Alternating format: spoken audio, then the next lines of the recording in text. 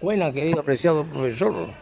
Tenemos muchas inquietudes y preguntas en literofilosofía, la materia que usted inventó y que es moderna. Sí, querido estudiante, entre, adelante.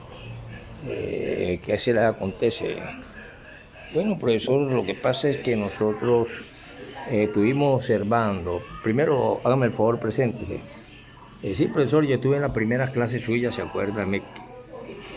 Voy a investigarle si es verdad. ¿Usted entró hace meses? Sí. Entonces tendría que estar un poquito avanzado. ¿Qué quiere que le responda? Pero yo le voy a preguntar algo. Cuando iniciamos literofilosofía en los primeros días, ¿qué fue lo que dijimos? Hombre, profesor, que la literofilosofía nace una cátedra.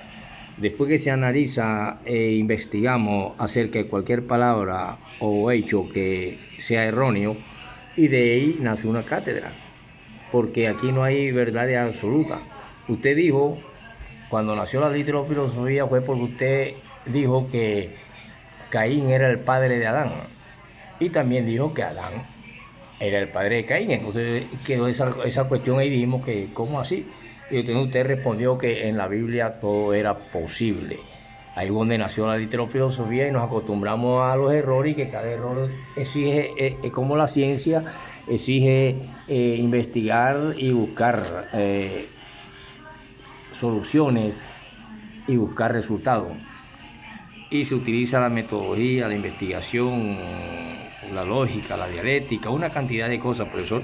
Así es cierto, eso fue, así comenzó la literofilosofía, que en ella todo es posible. El padre puede ser el hijo puede ser el padre, pero de esto no hay ninguna prueba de nada, porque sencillamente es una teoría que no tiene asidero real, aparte de que se diga que es inspiración y que se acepte por fe.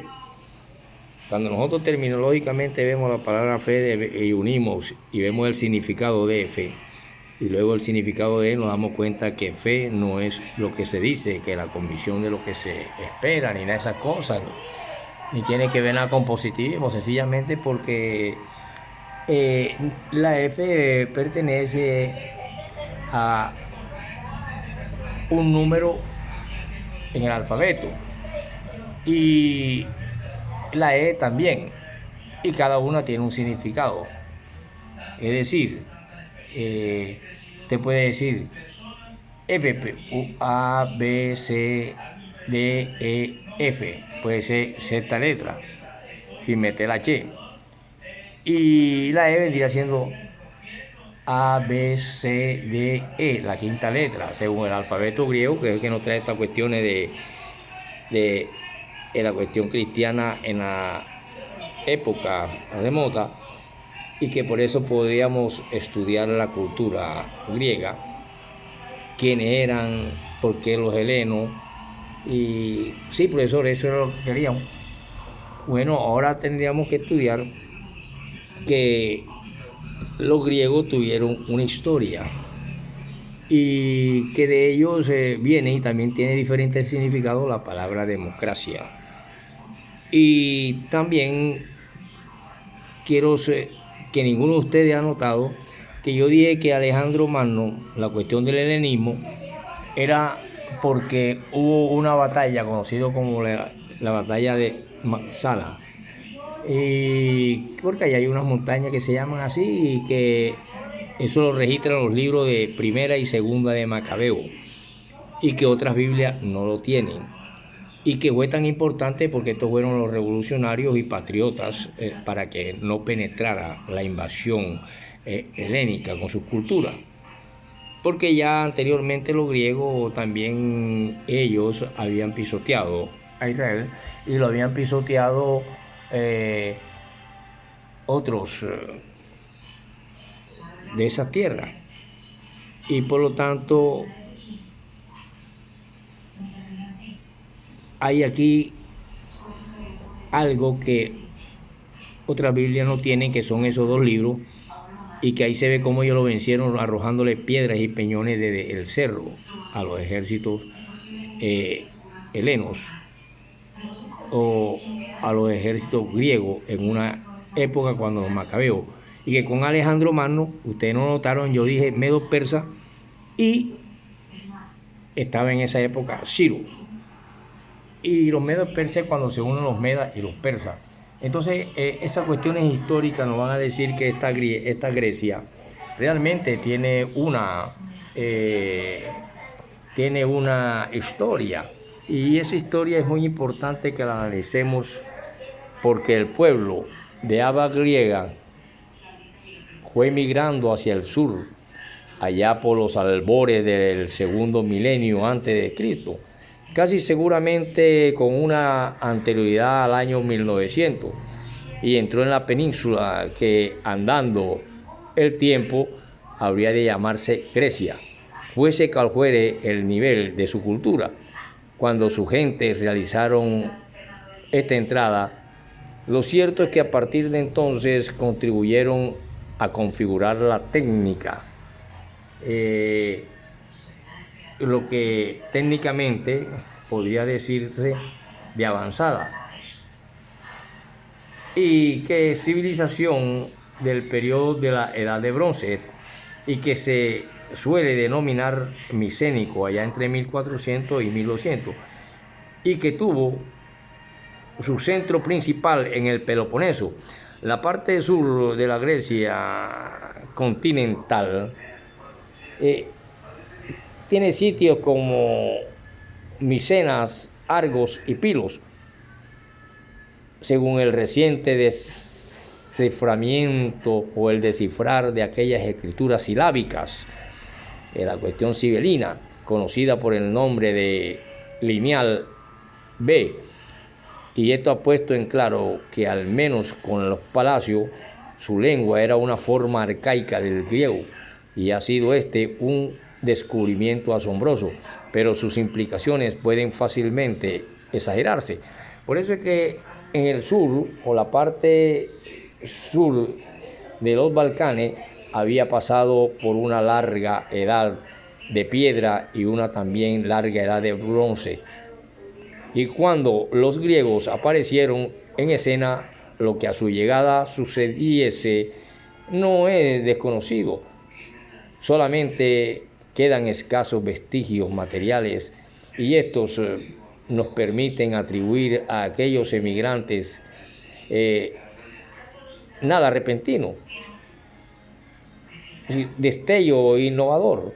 Al contrario, hablan de transcurrir largos siglos antes de que tuviese lugar el brillante periodo micénico, y es importante y es imposible discernir cuál fue la aportación de los griegos a aquel hecho, o aquel esplendor, o aquellos sucesos.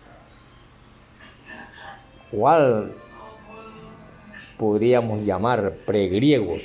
Así como es inútil tratar de clasificar los elementos genéticos en aquella mezcolanza biológica que componía su población. Por eso es que en el año de 1200 la civilización micénica tuvo un final muy brusco, atribuido por la mayoría de los historiadores, según muchos de ellos dicen, precisamente a una inmigración griega, la de los dorios. Los 400 años siguientes fueron una edad oscura para nosotros, porque sabemos y podemos saber de ella. Esto realmente es muy conocido como Edad Tenebrosa. Durante ella desapareció el arte de la escritura, sucumbieron los centros del poder, menudearon constantemente, habían guerras, tribus y otros grupos menores emigraron al interior de Grecia, y así el se vio cómo atravesaron el mar Egeo en dirección al Asia Menor, y todas las cosas, tanto en el nivel de lo material. Entonces nos vemos aquí cómo surge una lucha para no permitir la helenización en la cultura hebrea, y esto nos trae a nosotros y esta cultura el nacimiento de técnica cuando ya más adelante el viejo mundo micénico, por más que se veían en sus palacios vínculos de parentesco con los estados fuertemente centralizados y burocráticos. Y era ya cuando en las regiones más hacia el este, al norte de Siria y la Mesopotamia, el nuevo mundo en formación, que era el mundo griego, común era, pero no se pasaron de rasgos esporádicos dentro de la historia. Siguió siendo completamente distinto en los aspectos económicos, políticos y culturales. Y de allá es donde viene la famosa palabra democracia, que tiene varios significados. Los griegos nunca se llamaron a sí mismos en su propio idioma, griegos. Esto es una dominación proveniente del término con que los romanos le designaron Greci en la época micénica, a juzgar por los monumentos hititas contemporáneos. Parece que eran más bien conocidos por el nombre de aqueos, y por eso que varios nombres que se les dan aún en los poemas homéricos, donde la más antigua literatura griega aún se ha conservado. Por eso que durante el transcurso de la Edad Oscura, o quizás al acabarse allá el término ese que de Heleno reemplazó constantemente a todos, al conjunto de los griegos. Hoy día Helade es el nombre de un país como Francia o Italia. En cambio, en la antigüedad no había país como Francia o Italia. En cambio, en la antigüedad no había nada parecido a esto, nada a lo cual los helenos pudiesen referirse, solo una atracción igual que en la Edad Media, y se conoció como la cristiandad o el mundo árabe en nuestros tiempos, pues los griegos antiguos nunca estuvieron todos unidos política y territorialmente. Por eso es que el Helade se extendió por una área enorme que abarcaba hacia el este el litoral del Mar Negro, las zonas costeras del Asia Menor y las islas del Mar Egeo, de la Grecia continental en el centro, y hacia el oeste estaba la Italia del sur y la mayor parte de Sicilia. Por eso es que llega un momento en que nosotros vemos cómo surgen de esas cuestiones Pericles, Tersinides, una cantidad de pensadores y cuestiones, y nos viene a nosotros este término que conocemos como demos, porque es que demos significaba también el pueblo y considerado como un todo, pero el conjunto del pueblo entero, una democracia. El cuerpo de ciudadanos que actuaban públicamente por medio de su asamblea. De aquí que los decretos de la asamblea ateniense fuesen corroborados con el lenguaje y en el lenguaje oficial de los documentos. También existe la palabra demos, que tenía una historia complicada. El viejo oligarca la empleó en el sentido de el populacho, la plebe, las clases inferiores de la sociedad, acentuando el tono peyorativo con que le venían pronunciando todos los hombres de idea sana, desde tiempos ya tan antiguos como los de la Ilíada. Y de esta manera vemos que es el demos, escribía en el siglo allá quinto.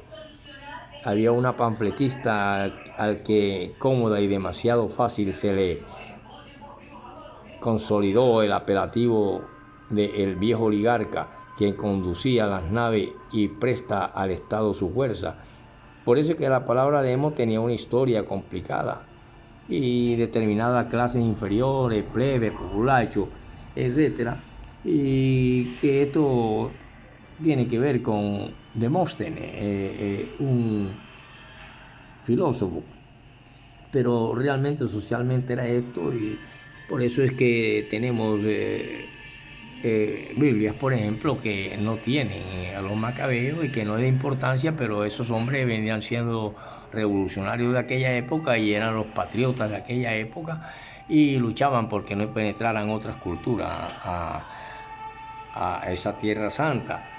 Y así nació la comedia, como las publicaciones de 1958 antes de Jesucristo, nació la tragedia, y de todas estas cuestiones podemos hablar de la cultura griega, que es una de las que aquí en Occidente hacen las traducciones, porque ya sabemos que en la famosa INRI y en la Cruz habían 13 lenguas, como era el latín de Roma, que era la lengua universal, como el inglés hoy en día, el comercial, que era el griego, y la lengua nacional, que era el viejo hebreo, que ya en época de Jesús estaba más adelantado y se conocía como arameo. Continuaremos en la próxima. Ya sabe que en literatura todo puede ser, el padre puede ser el hijo del padre, y nadie puede demostrar nada de esto que no sea así. Nos vemos en la próxima para continuar con temas relacionados a esto.